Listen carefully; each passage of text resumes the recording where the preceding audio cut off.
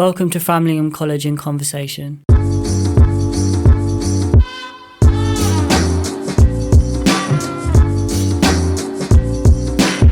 Hello and welcome to this episode of Framlingham College In Conversation. I'm Wayne Rogers, I'm the teacher of psychology at Framlingham College, and we're joined today by guests Isiah and Eric from the Ipswich-based charity Outreach Youth, who are kindly going to talk to us about the work they do in enabling lesbian, gay, bi, bisexual, trans, queer, questioning young people and their peers to realise their unique potential and to take a positive role in society.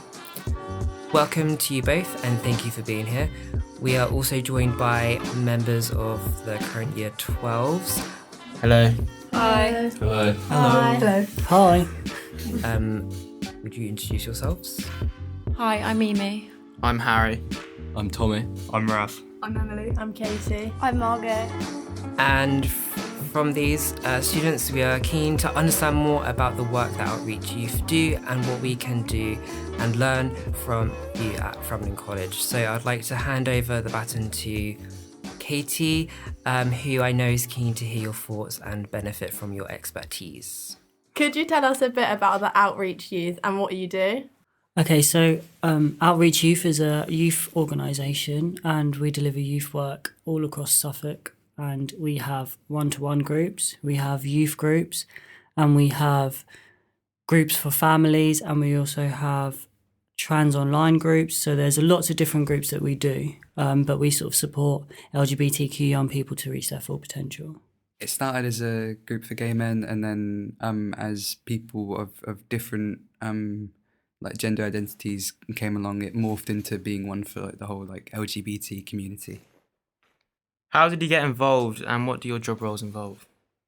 So I actually went to Outreach as a young person. I worked with a youth worker and I did one-to-one, and they gave me some support growing up, which then sort of turned into me becoming a youth worker and me being involved in working with young people. And I am currently the senior youth worker, but I went from trainee youth worker and then I was a youth worker and now I'm a senior youth worker. So I manage a team of youth workers and I work out how to deliver sort of the projects that we were doing, thinking about funding, thinking about budget and all of that sort of stuff which comes along with the charity. Mm-hmm. I got involved kind of similarly. I also went to Outreach Youth as a young person, and then the thing with youth work is that there's like a model of like participation. So you want people to be moving up the steps. So from like first like initial contact to be going up the levels to get more involved in the thing and to be able to like start taking the reins and to be able to driving participation and making more doing more initiatives on their own. So it's kind of a natural thing. Because I'm transgender, we were looking for some like a transgender youth workers, so I started working for the charity in that way. I think it's important to say, I think Eric's saying that it's important that we grow our youth workers basically, so they come through the organisation, because a cisgendered youth worker is not going to have the same, or cisgendered and straight youth worker is not going to have the same perspective as someone who's actually been through those things. And I think that's really difficult to find in a youth worker. So it was a lot easier for us to sort of go into the group and think, oh, who would want to be a youth worker? And we're always taking on volunteers and we're always looking for people to work with us who are LGBTQ. So that was sort of why we grow people that come from our organisation. What are some of the common misconceptions about being a member of the LGBTQ+ community you hear? One of the common misconceptions, I think, is that it's like a choice. I think that people like choose to be gay or choose to be trans. Like for a lot of people, it's quite like there's a lot of positives in the experience as well. But then you have to go through so much as well. It's just, if it was a choice, I think for a lot of people it'd be like a lot simpler. I think one of the main things I'd like to sort of highlight, seeming as it's June right now, is that LGBT people only exist in Pride Month. That's not the case. We're here around all year, and we also have February, which is History Month. So I think it's important that people understand this stuff and have an idea about LGBTQ stuff, so that when it does come to Pride Month and you can go, oh, I know about that. Or if you come across someone who might be LGBTQ, oh, I know about that as well. I know a bit about that. And I think, and not everyone's an expert, but I think just being a good ally is important. Following from that, would you say like Pride is making like a positive impact on your community? I think Pride is important because it started as a protest. I think sort of the Stonewall riots and all of that sort of stuff that happened, and Section 28, I think Pride is a celebration, but I think it's important to say that it began as a protest, and it's a marker of where we have come, if that makes sense. So how it's changed, how things have changed, and I think that's why it's a celebration. Flags, all of that sort of stuff. So I definitely think, yeah. Mm-hmm. What can we do at our school to help people be more open about their sexuality and support them when and how they need it? It's kind of just creating like a supportive environment, right? So like I don't know kind of what the general atmosphere, what the kind of attitude towards it is at the school, but sometimes like even when people do have like the best intentions, there can be like little jokes that like get through that can make it like that don't really like stand out to a lot of people, but if someone's in the closet, then that can really stick with them. So it's just like challenging, being a good ally no matter where, like who you think is in the room, not just when you think that there's like a gay person or like a trans person in the room, perhaps just like being consistent with it as well, and being like willing to stand up for other people and like do what's right. Yeah, representation is a massive thing in schools. I definitely think having posters around school, talking about it, thinking about it in your lesson, sort of thinking about the words that you use, because some words that may seem a joke to you might not be a joke to someone else. And it's about representation and thinking about intersectionality, because we're all different, and I think that's the main important thing. I think also getting involved in like clubs that come up, even if you're not like even if you're not gay, if you identify as like cisgender and completely straight, then just going to the clubs, you know, it can like provide an opportunity to be there as an ally. It makes it less strange for people to show up, because a lot of the time it can be quite like daunting, because if there's only like gay people going to gay clubs, if someone's in the closet, they might not want to show up because that could be seen as like outing themselves necessarily. But if it's like normal for anyone to just show up and to be supportive, then that helps to create like a lot more of an environment and might help give them the confidence as well to be themselves. At Framlingham College, we do have the LGBTQ club that's on Monday lunchtimes. Yeah, I would say that we definitely need more support in that area, because at the beginning of the club, it was very well supported. There was a lot of interest in it, but it's kind of like fizzled out a little bit. And I think that's just, it could be due to a number of external things, like exams, mocks, etc., and sport commitments. But yeah, I do feel like there are more opportunities for everyone to get involved, to be just an ally and just support within the college. What education can you provide to us about coming out, both to individuals who have fears and worries about doing so, and to people who can support individuals coming out? I would say, when you think about coming out, I think it's important to think about how do you react to someone. If someone came to me and said, "Oh, I'm gay," how would I react? I would probably say, "Oh, well done, thank you for telling me." I'd probably ask a few questions just to show that I was interested, to show that I cared about what they just told me. I think it's important to say that they don't have to tell you, they don't have to come out to you. And I think coming out isn't just a one-time thing. It's important to know that as well. You go to the hairdressers, you go to the shops, I don't know, and you talk to someone, you go to a new school, you have to come out again and again and again. I came here today, you guys didn't know who I was, I had to come out as an LGBT person. Does that make sense? So I think it's important that you focus on that and think about your privilege as well, being a straight cis person, because you hold a lot of privilege, just in terms that people assume you as that to be the normal, when necessarily there are people that are different and that are all around. So I think to think about your privilege and where you sit in that, and why did that person come and tell you? Why did that person tell you? Was they looking for support? Can you point them in the direction of an organisation that might support them? Or can you say, oh, look, I have an LGBT friend, maybe you might want to talk to them about what you're feeling? What do you want our society to be like in the future, and is it where you want it to be? It's definitely, well, for the second part of that question, it's definitely not where we'd like it to be now. We're at a time when rights are like on the verge of being rescinded, I guess, because like you think about as far as I think 1973, it was still illegal to be gay and stuff, and then moving on, we've come quite a long way since then. But in the like rights, they're very hard to fight for, but they're very easily like taken away.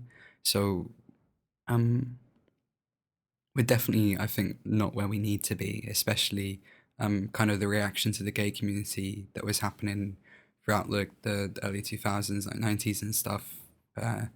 The kind of backlash there is now happening to trans people as well, especially. So it's kind of moved on for a new to new like topic of the day, the new like media zeitgeist and stuff. So I would ideally, like, I think all that anyone wants is just like a society where it's like normal, where it's not accepted, where it's not like something that's like really like strange or something that really needs to be talked about, because it's just like accepted as a fact of life that people are different, because people are different. There's incredible like diversity in the human experience. I think it's important that, I think as a society, I think we all need to think about our privilege, and think about where we are in society, where we sit. And I think, as Eric said, we just want everyone to be happy and everyone to be together. And I think that's a really difficult question to answer specifically, because it's like, as soon as rights can be given, they can easily be taken away. So, as Eric said, we just want everyone to be happy and to feel in a place where they feel comfortable, I think. It's also a very difficult question, because like it's quite easy to like think about these kind of futures and like what you'd like to see, but then the reality is that we're not like going from nowhere. You know, we've got to work with what we've got at the moment. That does take like a lot of effort and a lot of like a lot of struggle, a lot of organization for people to like continue like fighting for a world that is like things. So that starts with like everyone in this room and everyone listening as well. Is it's upon everyone to try and make that world like a better place. The term the LGBT, and it's the same with racism and all of that sort of stuff, it's a social construct, so it can really easily be broken if people really fight for it, and I think that's really important to mention as well. In schools, what do you think is the main kind of worry for young people, as in like, how do you think we can like break down that stigma in schools from a young age? Because obviously it kind of comes with, you know, it's social, it's you know, not being accepted, it's, you know, a preconception. What do you think? Do you think it's important to be educated from a younger age, or when you get a bit older, as in start having conversations about it? I think that LGBT work and all of that, all of those conversations should be included in PSHE lessons. And whenever you guys start teaching about sex and relationships, it should be included in there as well. I know that might not be what everyone wants to learn about, and that might be controversial, but I think if you can learn about sex between cisgendered people, then you can learn about sex with LGBTQ young people as well. So that's what I would say. What's your experience of educating people who are curious about sexuality in today's modern society, but they're nervous about having these conversations because they aren't sure about using the terminology surrounding LGBTQIA+? I think so. We also do quite a bit of training with like social workers and stuff. That's the main. Personally, it's my first time going into a school to do a talk like this. Usually, it's like in like a council building with social workers and stuff. So a lot of my experience is like people who are, they like obviously they want to like help these young people. They want to work with these young people. They want to keep them safe and stuff. And I think that's the same for like everything. I think that's very like a common sentiment among people. I think, like you were saying, with the terminology is definitely a big worry for people, especially around pronouns. I think usually I do a lot more transgender oriented and specific training as well, with that kind of sensitivity. But I think my experience is that so many people are so worried, I think, and I think that worry kind of gets in the way of actually like allowing you to be like a good ally, because if you're so worried about making a mistake, then you're not going to be able to engage on like a fuller, more like deeper level and stuff, right? There's a lot of the worry, I think, also is manufactured by people who like have like a couple of bad experiences, and then that video gets like posted online or something, and now that's like hundreds of thousands of people's like only experience with like a trans person is like one person who was having a really bad day and decided to shout a little bit, and now everyone's kind of worried that whenever they talk to like an LGBT person, and that's going to be like the exact reaction that they're going to have if they mess up even one time. But that's really not the case. Like if you're asking in like good faith, if you're like sincere, if you're like genuinely want to know, then if you do make a mistake, all you have to do is like very small, like sorry, correct yourself, and then move on, right? Because if you make like a big fuss over it as well, trying to over apologize, it kind of well, for one, it's like quite uncomfortable for the other person you're saying it to, but for two, it's also a bit self-defeating and counterintuitive, in that it kind of makes a big deal out of it in your own brain, so that next time you're also worrying about like trying to get it right, and I feel that makes it more likely to like make the mistake if you're having like a Freudian slip, say, in that kind of way. I think to elaborate on that, it's important to think about being LGBT and sexuality and gender identity. It's all a social construct. It's just sort of someone's created this bad negative view 15 however many years ago, and it can easily be taken away. So if you don't create the problem, then there's not a problem there. And I think that's really important to say. If you're comfortable with it, if you sort of are ready to learn, ready to be educated, or you might know about this stuff already, you might know someone who's LGBTQ, you might have a friend who's LGBTQ. I think it's really important that you do have those friends and you do learn from those people. And I think that's important to take that forwards. Just to think about, if you're not sure, ask. If you don't know the answer to the question, Google it. If you don't, and just think about where you look. I think it's important to know social media might not be the best place to go, but maybe somewhere like Stonewall or somewhere like Gendered Intelligence. There's lots of websites that you can look at that will have the right information on. Could you give any like examples of transitioning like experiences that you might have helped with, and like can you provide some tips on how we can support members of our community who might be going through the same thing? It might be easier to talk about my own experience in school rather than to answer that question. Just in terms of, I came out to one of my best friends, and then they sort of didn't like that I was LGBT, or however I decided to identify then. So they decided to tell the school about it, and it was sort of around the school, everyone was talking about it, everyone was using slurs and all of that sort of stuff. And I think, for me, having someone to talk to about it would have been really nice and would have been really helpful, just in terms of having a member of staff that I could go to and talk to someone who understands LGBTQ stuff, and what to sort of to know and what to not say and what to have in that situation, and how to deal with that with other people. I think it's really difficult to take away what people say and what people think. It's really difficult to say, oh, you can't say that, because it's going to be said anyway behind closed doors. And I think what support would I want? I would say I would want someone to talk to about it. I would say I would be careful who I talk to about it, just in terms of is that going to get around? Is that person going to go and tell that other person? Do I trust this person? I mean, at Outreach, we talk a lot about chosen family, and we talk about that in the sense that chosen family is the family that you choose to keep around you. And I think it's really important to take that young person and to build a good chosen family around that young person, whether that be a pastoral team or whether that be your science teacher who might understand a bit more, or whether that's your PE teacher that might be a lesbian, maybe. So I think that's the easiest way you can sort of support people. I think it's really hard to put specific support in for people because everyone's needs are different and everyone is very different.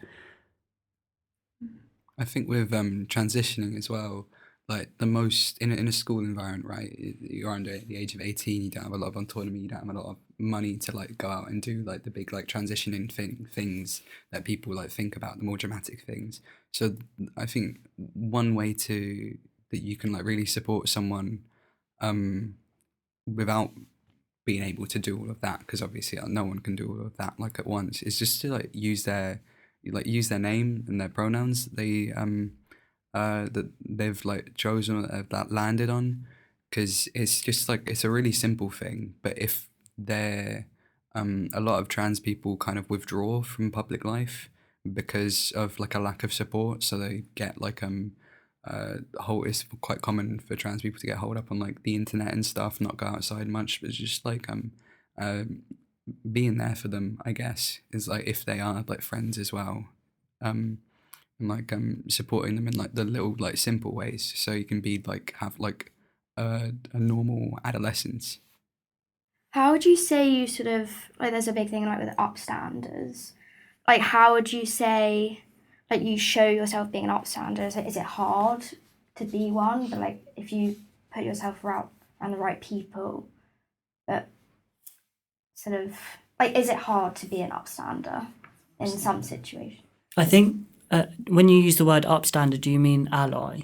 Is that the sort of the way you're going? Just explain to me what upstander is. Sort of like supporting your community, like giving your opinion, putting your opinion out there to people that might not support as well. Okay, so going with that, I think it takes 5 seconds to say, can you just not say that word, or can you just not do this? It takes 5 seconds for someone to go, oh, maybe we shouldn't say that. And I think the emphasis is on the cisgendered people, and I talk again about privileges and the straight people as well, sorry. And I speak again on privilege because it's really important. Those people that are in that position of power or in that position, those are the people that are going to be the best allies. Those are the people that are going to be the ones that talk out. And I think that's really important to think about, and to think about where you are. Say, for example, you're the head of the social group, or this is your clique, like this is your thing. If you're a person of power in a school, and we know that there's those sort of social standards in schools, I think push that. Ask them, why did you say that? What do you think about that? Because most of the time, they don't really know why they said that. Most of the time, they don't have the education that they need to be able to make those comments. So normally it's a bit of embarrassment. It's a bit of sort of, maybe I shouldn't say that. It's getting people thinking, I think. So I think that's how you would be a good ally. So just leading on from that then, what you talked about being an upstander or an ambassador for the community, I think another thing is like if you hear things in houses, like just like random slurs like, oh, that's so gay, or like he's acting so gay, like cut out that behavior, call them up on that and say, hey, why are you saying that for? Like we don't need to use those terms. So that's another way of just actually being an ally, and by doing something like that, you can perhaps help someone who's in that group who is maybe questioning it, or actually is maybe gay themselves. So by actually saying something like that, you're pushing them further into the closet. So that's one way you can help others in the school by being an ally in that sense. I think a lot of it is like being consistent, I guess, in it, like not letting certain people kind of get away with it because like you're close mates or whatever, or because they're like more popular and you're a bit like scared of like the social like reprisals, a lot of it you've got to like be consistent in calling people up on it, and a lot of the times you can just kind of do it by going, hey, like what's so funny about that, like what's wrong with being gay, something like that. The way I understand an ally is someone who is not LGBTQ, who isn't someone who identifies in that way, someone who is a part of your chosen family, someone who's a part of the sort of ideas and share the same views that you have. And I think it's really important for allies to stand up, because allies are the people who are going to actually make the change, because there's no allies. So cisgendered people, straight people, I'm saying it again, they are the people that have the problems. They're the people that don't understand it. They're the people that aren't educated. So if the people that aren't educated and don't understand stand up and say, oh, I've got this wrong, let me go and think about this, it's going to prompt other people to go and have that same conversation. And I think it's really important that that is the case, and that happens in schools as well, just in terms of like getting through school as an LGBTQ person. Schools have very low attendance of LGBTQ people because people don't want to go to school because they don't feel comfortable in that environment. And I think it's really important to push this allies and to talk about this a lot more, because it's really important that people understand what an ally is and understand what an ally does and understand how an ally can affect one person's life, even if it just affects that one person. And as Eric said, being in a room and not knowing if someone is LGBTQ, it doesn't matter. It does not matter if you have someone in the room and you don't know if anyone's LGBTQ, because in 15 years, in 10 years, that person could come out and that person could think about that experience and think, oh, maybe that made a massive difference on my life at that time. So it's really important. Even that one sentence can help an LGBTQ young person.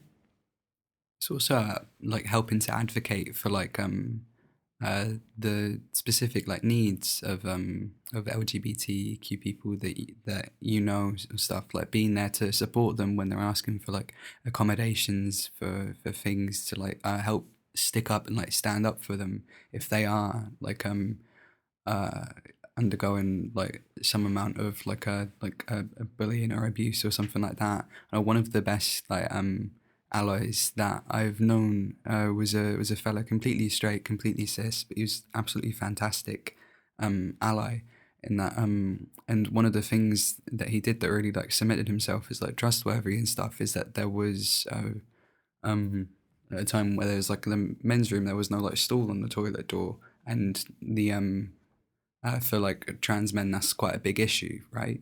So you have to so like he went up to like complain about it to the things like, hey, can you put like a door on this stall? And they weren't taking him seriously in that, and it took like him, the ally, like going up there and being like, hey, no, you need to sort this out, for them to actually do it. So that's like another way to do it, is just be there and like to support people and advocate for them. Another way you can support LGBTQ young people is to invest in those companies that are run by LGBTQ people. Buy little badges and little things for little charities that support that work, because not many other people are doing it. And if you do it, then that money could go to a greater cause, potentially. When you talk about coming out and in the closet, what advice would you give someone who may be listening, who is struggling with that, about coming out to your friends, your peers, parents, even family members? What advice would you give, like personally or just general advice? I would say that for one, it's not a race, right? You can't come out if you're not ready to, right? You can't like force people to come out before they're ready to. Someone needs to feel safe, and someone needs to feel supported on the other side in order to come out. And that's for a very good reason, right? You can't force that. If you are like struggling in the closet or something, you're not like missing out on anything. You don't have to come out if you're not ready to, because it is like a case of your personal safety first, above all. Like if you, and hopefully for other people like listening in, I guess there won't be still help to create an environment of a bit more safety, I guess, a bit more of a supportive environment so they can come out when they're ready. But then it's not like a race. You don't have to feel bad. You're not any less gay. You're not any less trans. You're not any less bisexual. Whatever it is, just because you can't because you haven't come out yet. So thank you everyone so much for such a curious and informative discussion. We're really proud at Framlingham College to be opening up these conversations within our community, and we're supremely grateful for your support, Isiah and Eric, for your help, experience and advice. Thank you for your time and your insights, and thank you all for listening, and thank you again for the Year 12s. Thank you. Thank you.